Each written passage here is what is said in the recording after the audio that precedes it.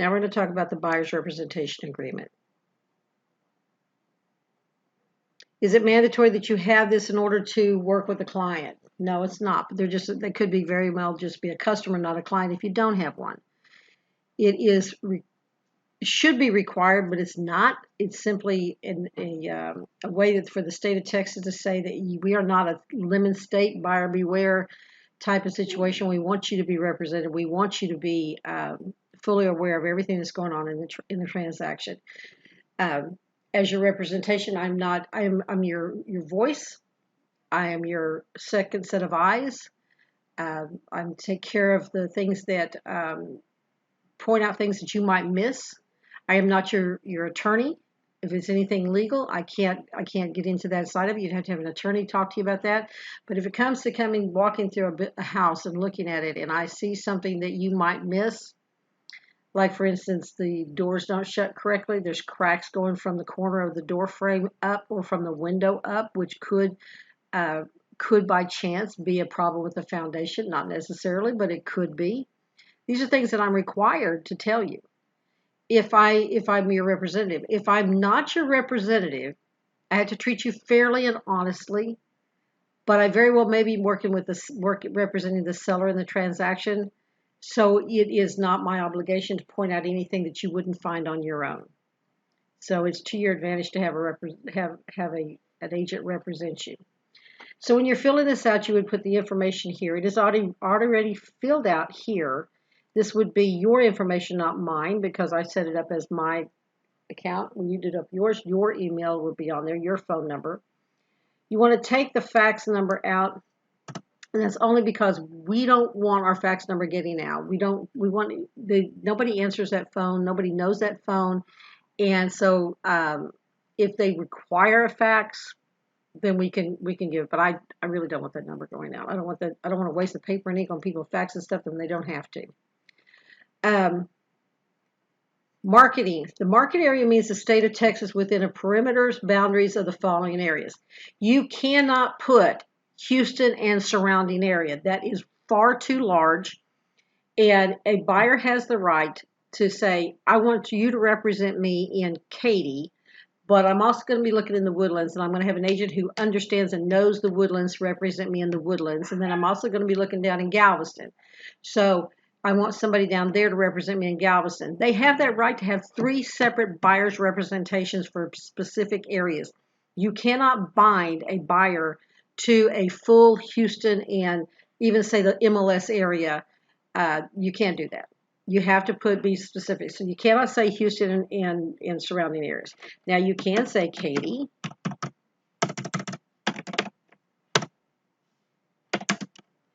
The city of Houston.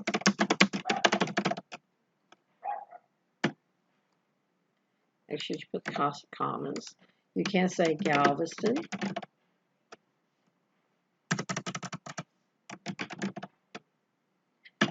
And the Woodlands. You can do that. And you might even throw in Sugarland. You have to be specific about what areas you're looking in, because you cannot bind a buyer to an area unless you're specific with it. Property, then we come down here to the starting date. You can actually pick the date. We're going to start today, and we're going to go for 6 months. So 1, 2, 3, 4, 5, 6, and I always end it at the end of the month. So you need a time. In order for a contract to be valid, you have to have a beginning and an end. It can't be open-ended. You can't say, you know what, we're going to start today, and then it's not going to end until you and I agree that it's going to end. You can both agree it's going to end anytime within that contract, but you cannot say, and when we both agree that it's going to end. There has to be an end date. We ask for 6 months because sometimes that takes that long to find something. And if they say anything, you know what, I don't really want to do 6 months because I just met you, and I'm not sure that what if we don't like each other? What if you're not giving me what I need and I want to go with somebody else? Am I bound to this contract with you because I said I would give you 6 months? Well, yeah, because it's a legal binding contract. So what you can do in that case, you can simply say, you know what? I get it. Neither one of us might like each other after the first day together. So how about we do this? We're going to go back in and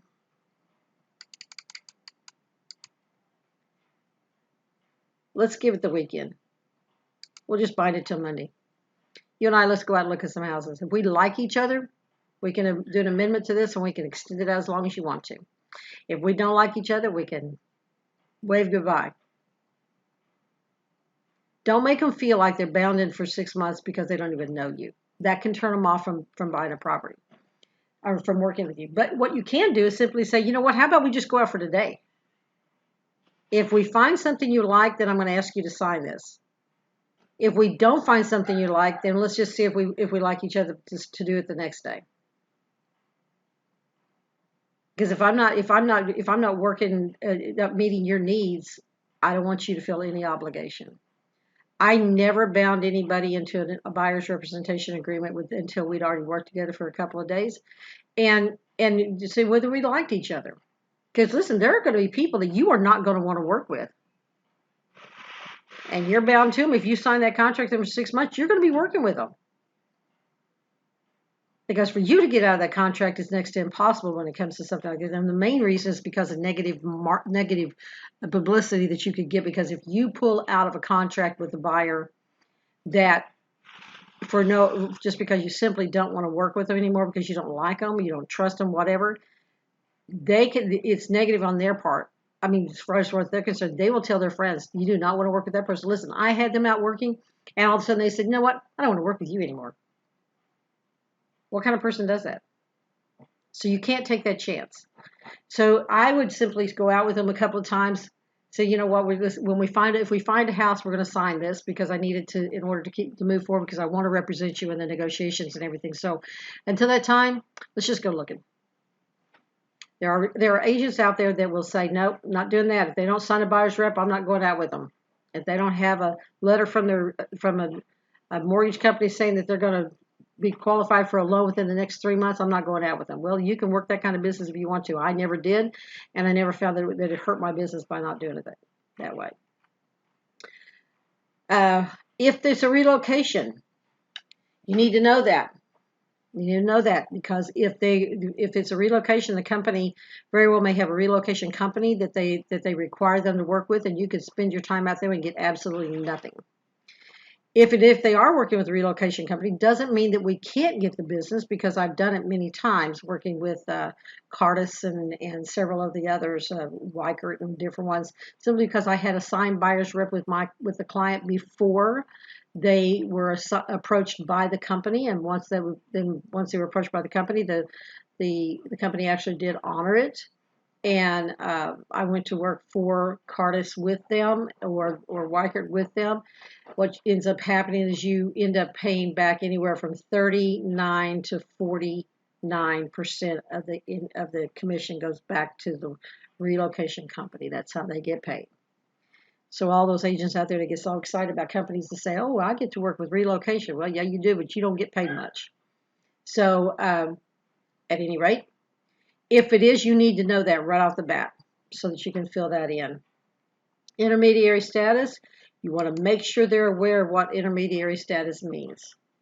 It means we have properties listed within the office that I'd like to show you. They might fit your criteria, but if you don't agree with intermediary, which means that both agents are in the same brokerage, then and trust that we don't share information with each other, I can't show you any of those properties because it would be an intermediary situation. So you have to decide ahead of time with them. This is the way it works. In our office, we do not talk about our clients within our office. We talk about the properties, but we don't talk about our clients' personal information. My one agent doesn't know anything about the listing seller's information, and we don't share information about you. So if you're okay with that, then we'll show you properties within the office. If you're not okay with the fact that they're within the office, then we can't show you. So you simply explain that to them. And be sure you explain that to them. Okay, commission. In most cases, you can tell them, in most cases, the seller offers 3%.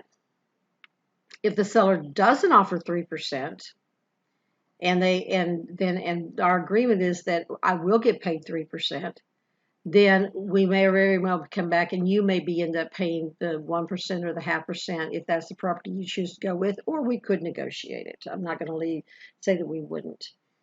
If you're going for a lease, then we're going to get 50% of whatever the first month's lease, and that's pretty much a standard across the thing, unless it's an apartment. Sometimes apartments will only get a flat fee of $100 or $200. We don't care. Whatever they pay, that's what we'll accept. If you're going to buy new construction, if the client uses a broker services to procure or negotiate new construction, then we will want to get paid 3% on that as well.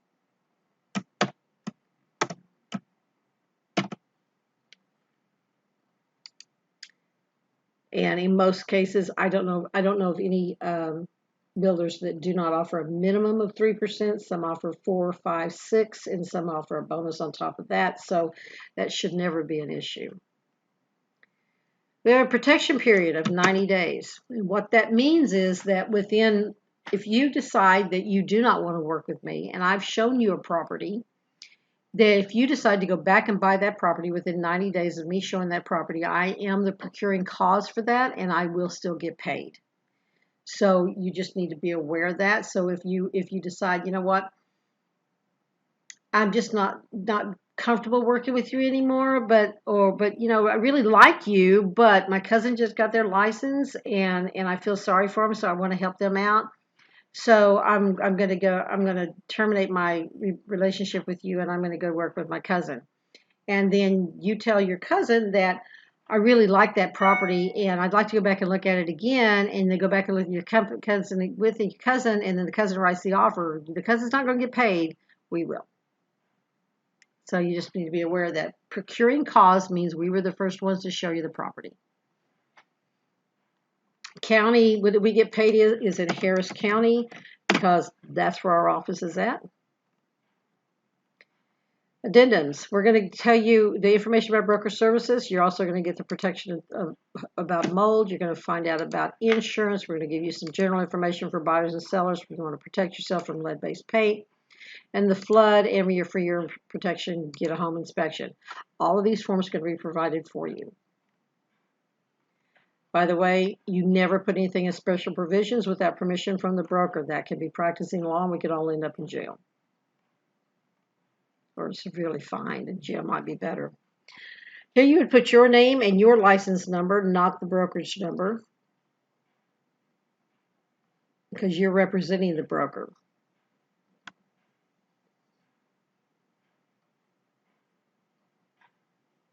And then they would sign.